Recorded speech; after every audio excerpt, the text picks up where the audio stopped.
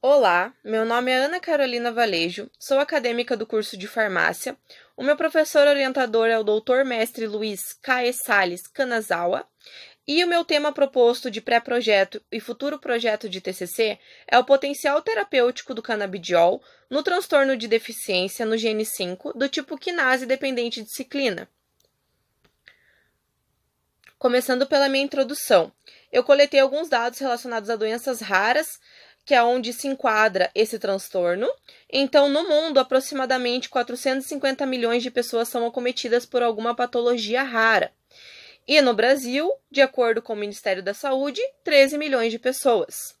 De acordo com a Política Nacional de Atenção Integral às Pessoas com Doenças Raras, criada pelo Ministério da Saúde, definiu doença rara toda aquela que afeta uma pequena parte da população. Portanto, 1,3 pessoas em cada 2.000 indivíduos, ou seja, 65 pessoas em cada 100 mil indivíduos. Em relação a essas doenças raras, 72% delas ocorrem de forma genética, por exemplo, alterações no DNA, e somente 28% delas ocorrem de forma hereditária, passada de pai para filho. 70% delas acometem logo na infância, e somente 30% delas surgem durante a vida. Dentro dessas doenças raras, possui o transtorno de deficiência no gene 5 do tipo quinase dependente de ciclina, transtorno que também é chamado por transtorno por deficiência de CDKL5, síndrome CDKL5, CDKL5 e, por fim, classificado pela Organização Mundial da Saúde como CDD. O que é esse transtorno? Ele é uma deficiência na proteína CDKL5, uma proteína que era anteriormente chamada como STK9. Essa proteína está localizada no cromossomo X, ou seja, nos nossos cromossomos sexuais. Nós, mulheres, por possuirmos 2 cromossomos X, somos mais acometidas pela doença do que homens, tendo um total de 90% dos casos serem femininos e somente 10% ocorrerem em homens. Ela é uma doença que foi identificada pela primeira vez somente em 2004 e foi incluída na Classificação Internacional de Doenças, o CID, que é a lista de classificação médica da Organização Mundial da Saúde, somente no ano de 2020. Então, nesse período de 2004 até 2020, ela estava sendo incluída em outras CIDs, causando assim um problema em relação à prevalência da doença. Não se sabia ao certo denominar qual era a população afetada da doença. Hoje, já está registrado que a cada 40 mil a 75 mil nascidos vivos, um carrega essa alteração genética. O que a proteína CDKL5 faz? Ela é uma proteína que atua como quinase. O que a proteína atuante de quinase faz? Ela adiciona átomos de oxigênio e grupos de fosfato em outras proteínas para assim ajudar essas outras proteínas a exercer sua função de forma eficaz. Anteriormente eu já falei que ela era localizada no cromossomo X, mais especificamente no cromossomo XP22. Esse cromossomo ele é responsável por fornecer informações e instruir a produção de outras proteínas que são necessárias para o desenvolvimento de forma saudável do nosso cérebro e também dos nossos neurônios. Por afetar esse cromossomo X, acaba ocorrendo uma encefalopatia epilética de desenvolvimento 2.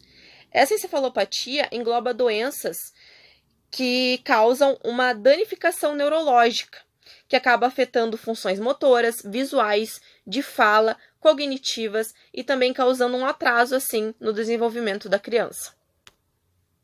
Em relação aos sintomas que são mais frequentes, convulsões epiléticas começando cedo na vida.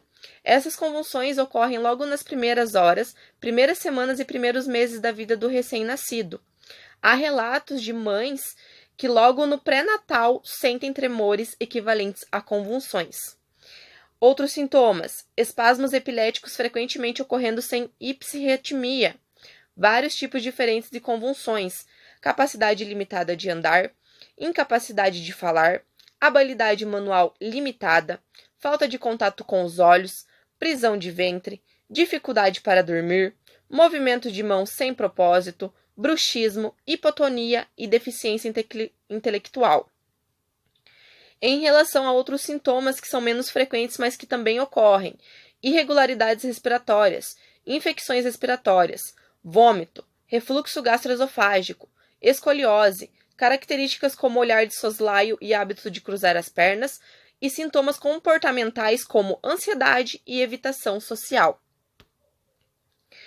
Em relação às terapias utilizadas para as crises convulsivas, que é um dos sintomas da doença que mais acomete em qualidade de vida do paciente portador do transtorno.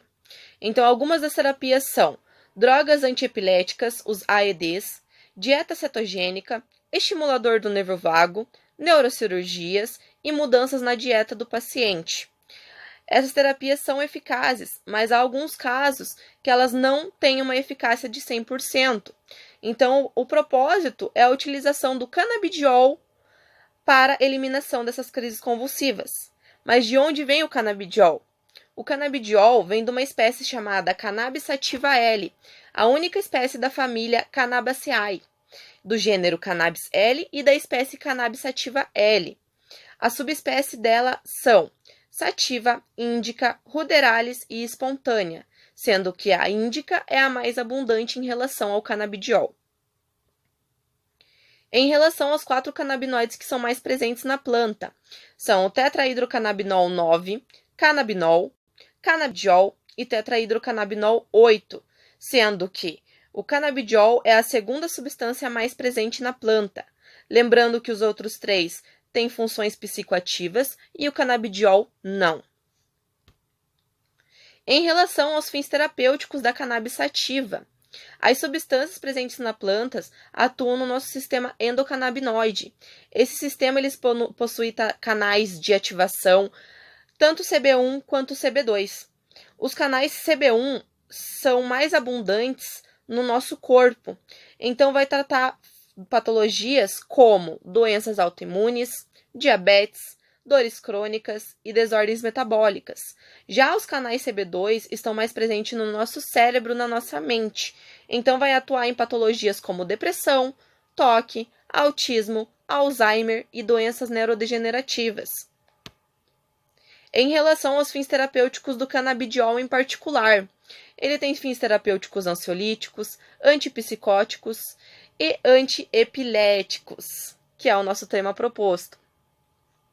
Em relação aos objetivos, o objetivo geral do meu trabalho é analisar, através de uma revisão bibliográfica, o potencial terapêutico do canabidiol em pacientes portadores da síndrome por deficiência no gene 5 do tipo quinase dependente de ciclina.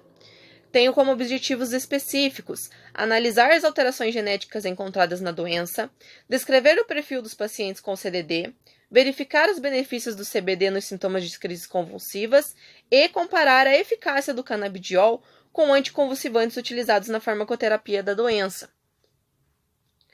A minha metodologia será uma revisão bibliográfica descritiva, coleta de dados ocorrerá por Ministério da Saúde, Agência Nacional de Vigilância Sanitária, Google Acadêmico, Cielo e PubMed. Serão seletos livros, sites e artigos que foram publicados tanto na nossa atualidade como durante os últimos 15 anos. Serão selecionados também documentos e artigos, tanto da língua portuguesa quanto da língua inglesa. As minhas palavras-chave serão: transtorno de deficiência no gene 5 do tipo quinase dependente de ciclina, CDKL5, canabidiol, eficácia terapêutica do canabidiol, transtornos para CDKL5, anticonvulsivantes utilizados na CDD e doenças raras. Os fatores de inclusão serão todos aqueles que foram citados acima, e os fatores de exclusão serão todos aqueles que não estão nos objetivos descritos e também aqueles que não possuem informações íntegras de importância e interesse para a compilação do trabalho. Em relação ao meu cronograma, eu tenho como objetivo coleta de dados de julho a setembro, organização dos dados de agosto a outubro, redação do TCC será de julho a novembro, a minha defesa será em novembro e correção final do TCC de novembro e dezembro. Aqui está um pouco das minhas referências. Então é isso. Eu quero agradecer pela atenção de vocês até agora e espero que eu tenha passado um pouco desse mundo CDKF